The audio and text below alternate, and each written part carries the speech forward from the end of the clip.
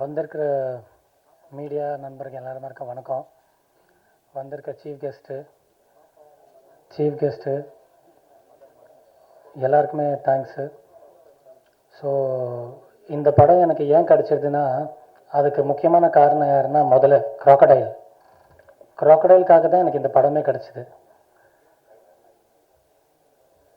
So இந்த படத்தில் நான் ப்ரொடியூசர் வெங்கை சாருக்கு ரொம்ப தேங்க்ஸ் சொல்கிறேன்.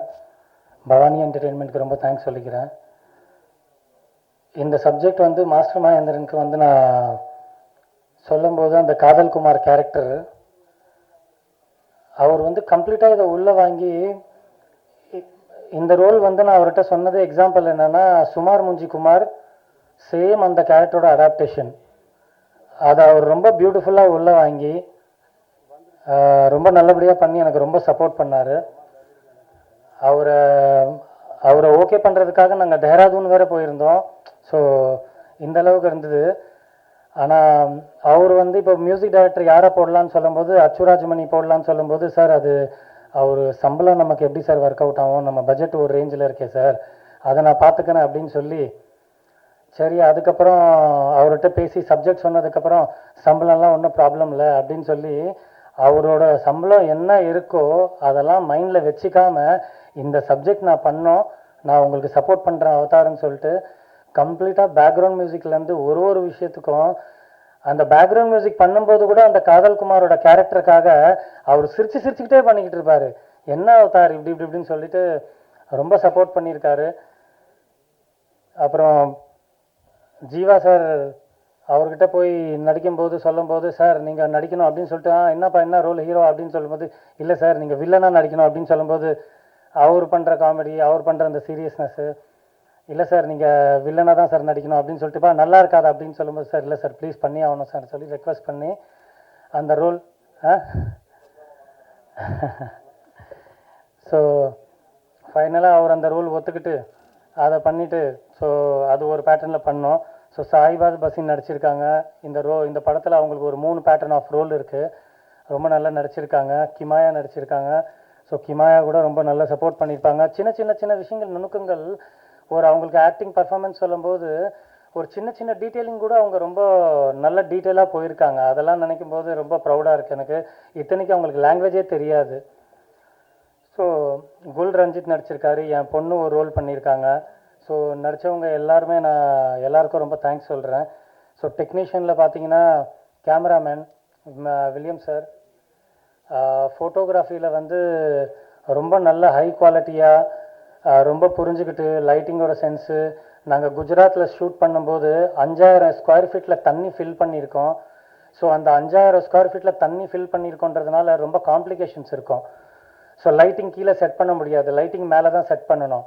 அந்த விஷயத்தை ரொம்ப பியூட்டிஃபுல்லாக ஹேண்டில் பண்ணியிருக்காரு அவர். ஸோ ரொம்ப தேங்க்ஸ் சொல்லிக்கிறேன் சார். எங்களுக்கு யாருக்கும் எந்த விபத்தும் வராமல் ரொம்ப அழகாக ஹேண்டில் பண்ணி சினிமாட்டோகிராஃபர் பண்ணியிருக்காரு. ரொம்ப தேங்க்ஸ் சார். அப்புறம் எடிட்டர், ஜென்ரலாகவே நம்ம ஃபிலிம் ஒரு மாநாடு பேட்டர்னில் ரொம்ப நான் லீனியராக இருக்கும். ஸோ எடிட்டர் சார் எடிட்டிங்கில் பட்டை கிளப்பிட்டார். அந்த மாதிரி இப்போ ஒரு பேட்டர்னில் எனக்கு தெரிஞ்ச அவர்லாம் ஒரு ட்ரெண்டி எடிட்டர் நான் நினைக்கிறேன். கிரேசன் சார், சார் எங்கே இருக்கீங்க கிரேசன் சார்? ரொம்ப தேங்க்ஸ் சார், எனக்கு நீங்கள் ஒரு எடிட்டராக கிடைச்சதுக்கு ரொம்ப நன்றி சார். ஆர்ட் டைரக்டர் சார், ஜென்ரலாகவே ஆர்ட் டைரக்டர் சார் ஓகே ஆகிறதுக்கு முன்னாடி பிஎல் தேவா சாரை போட்டுடலாம் யாருன்னு கேட்டேன். அவர் இல்லை இவ்வளோ ஏஜ் ஆயிருக்கு அப்படி இப்படின்னு சொன்னாங்க, நமக்கு எப்படி செட் ஆகும் அப்படின்லாம் நான் கொஞ்சம் நெகட்டிவாக நினச்சிட்டு இருந்தேன். ஆனால் அவர் உள்ளே வந்ததுக்கப்புறம் அவரோட ஏஜ் தான் எங்களை காப்பாற்றிச்சுன்றது நான் 100% அதை நம்புகிறேன்.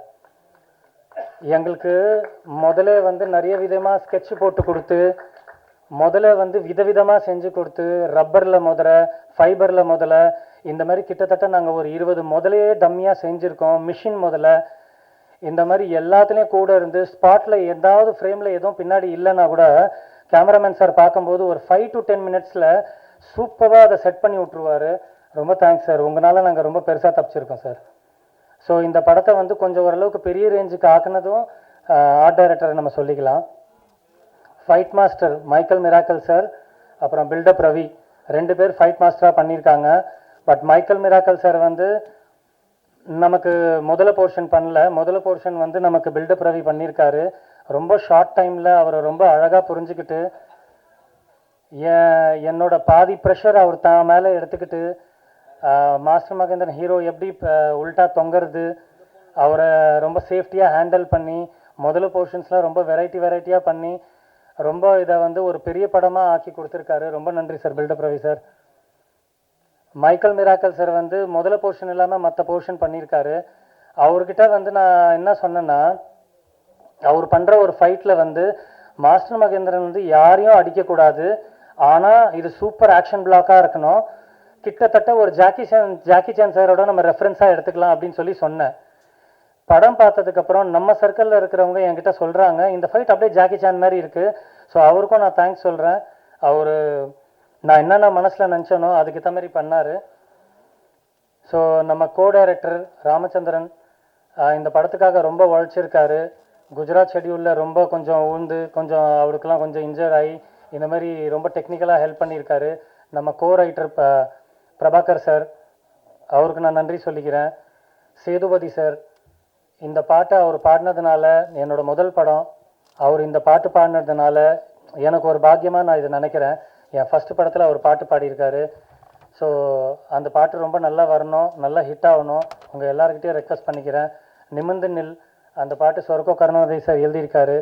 அந்த லிரிக்ஸ் கேட்ட உடனே மியூசிக் டைரக்டர் வந்து யார் எழுதுனாங்க, லிரிக்ஸ் ரொம்ப டச்சிங்காக இருக்குது, எனக்கே உறுத்துது. ஸோ எனக்கு என்ன ஒரு நம்பிக்கை இருக்குன்னா, இந்த நிமிர்ந்து நில் சாங் வந்து நிறைய பொண்ணுங்களுக்கு வந்து உள்ள ஒரு கான்ஃபிடென்ஸ் லெவல் கொடுக்கும். நம்ம என்றைக்கும் கொஞ்சம் வீக்காக இருக்கக்கூடாது, நமக்கு என்ன மாதிரி ஒரு சுச்சுவேஷன் இருந்தாலும் நம்ம நிமிர்ந்து நிற்கலாம் அப்படின்ற ஒரு தன்னம்பிக்கை கொடுக்கும். மகளே சாங்கு, இந்த மகளே சாங் வந்து கேஜிஎஃப்ல அம்மா சாங் எழுதினவர் தான் கரால அப்பா சாங் எழுதியிருக்காரு, மதுரை கவி. ஸோ மதுரை கவி சார் இன்னைக்கு வரல. அவர் கிட்டத்தட்ட அவர்கிட்ட நான் 6 சாங்கோட லிரிக்ஸ் வாங்கியிருக்கேன். அவர் ரொம்ப பியூட்டிஃபுல்லாக அதை எழுதி ரொம்ப பியூட்டிஃபுல்லாக அந்த சாங் வந்திருக்கு. அந்த சாங் வந்து என் பொண்ணு அந்த சாங்கில் பர்ஃபார்மன்ஸ் பண்ணியிருக்காங்க. குல் ரஞ்சித் அதில் பர்ஃபார்மன்ஸ் பண்ணியிருக்காரு. ஸோ இந்த சாங் வந்து ரொம்ப பெரிய ஹிட்டாக வரணுன்றது நான் எல்லாருக்கிட்டையும் ரெக்வஸ்ட் பண்ணுறேன். கிளாப்ஸ் பண்ண சாங் வந்து அச்சுராஜமணி சார் பாடியிருக்காரு, நமிதா மாரிமுத்து பாடியிருக்காங்க. இந்த ரேப் போர்ஷன் யார் பாடலான்னு அச்சுராஜமணி சார்கிட்ட டிஸ்கஸ் பண்ணும்போது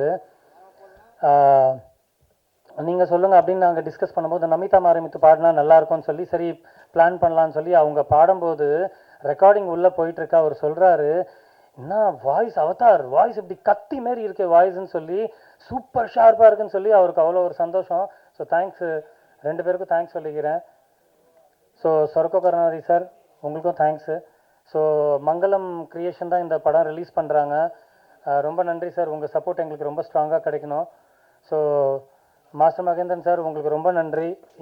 இந்த படத்தில் இந்த கேரக்டரை, காதல் குமார் என்ற கேரக்டரை நீங்கள் ரொம்ப பெருசாக ஹைலைட் பண்ணிட்டீங்க. நான் இந்த கேரக்டரைசேஷனை நீங்கள் எங்கேயோ கூப்பிட்டு போனதுக்காக நான் உங்களை லைஃப்லேயே மறக்க மாட்டேன். இன்னொன்று சில விஷயங்கள் என்னென்னா, ஷூட் முடிஞ்சதுக்கப்புறம் எனக்கு சின்ன விஷயத்துக்கு வந்து ப்ரொடக்ஷன் சைட்லேருந்து கொஞ்சம் இந்த ஷூட் பண்ணுறதுக்காக எனக்கு சில ஃபெசிலிட்டி கிடைக்கல. அந்த சீன் நான் பண்ணியே ஆகணுன்றதுக்காக இவருக்கு பர்சனலாக ஃபோன் பண்ணுறேன், சார் எனக்கு ஒரு 2-3 சீன் பண்ணணும் சார், ப்ரொடக்ஷனுக்கு தெரியாமல் பண்ணணும், கொஞ்சம் ஹெல்ப் பண்ணுங்க சார்ன்னு சொன்னேன். எதுவுமே ஆர்கியூமெண்ட் பண்ணாமல் ரொம்ப பியூட்டிஃபுல்லாக வந்துட்டு எனக்கு பண்ணி கொடுத்தாரு. அதுக்கு எந்த காசும் கேட்காம, எந்த ட்ராவலிங் எக்ஸ்பென்ஸ் கேட்காம, எதுவுமே பண்ணாமல் சூப்பராக அழகாக பண்ணி கொடுத்தாரு. காதல் குமாரை வந்து இவர் விஷுவலி மட்டும் இல்லை, ஆடியோ லாங்குவேஜில் கூட காதல் குமாரை வந்து வேற மாதிரி ஒரு பேட்டர்னில் இவர் ஆடியோவில் இது கொடுத்துருக்காரு. ரொம்ப தேங்க்ஸ் சார், என்னை ரொம்ப பெருசாக காப்பாற்றிட்டீங்க இந்த படத்தில். மியூசிக் டைரக்டர் சார் வந்து பேக்ரவுண்ட் ஸ்கோரில் வந்து ஒரு சின்ன விஷயத்துக்கு என்னை ரொம்ப பெருசாக எஸ்கேப் பண்ணிட்டாங்க. ஸோ இந்த படத்தில் எனக்கு கிடைச்ச எல்லா டெக்னீஷியனும் எனக்கு ரொம்ப மாஸ்டர் பீஸாக கிடச்சிருக்காங்க. என் உணர்வு, என் எமோஷன்ஸை ரொம்ப எக்ஸ்ட்ராடினரியாக என்னை புரிஞ்சுக்கிட்டாங்க. ஷூட்டிங் ஸ்பாட்டில் கூட எனக்கு எல்லா ஆர்டிஸ்ட்டும் ரொம்ப நல்லா சப்போர்ட் பண்ணாங்க. உங்கள் எல்லாருக்கும் நான் ரொம்ப தேங்க்ஸ் சொல்கிறேன். இந்த படத்தை வந்து நல்லபடியாக ஹிட் பண்ணுங்கள். எல்லா சினிமாக்காரங்களுக்கு நான் மனமார்ந்த நன்றி சொல்கிறேன். ரொம்ப தேங்க்ஸ்.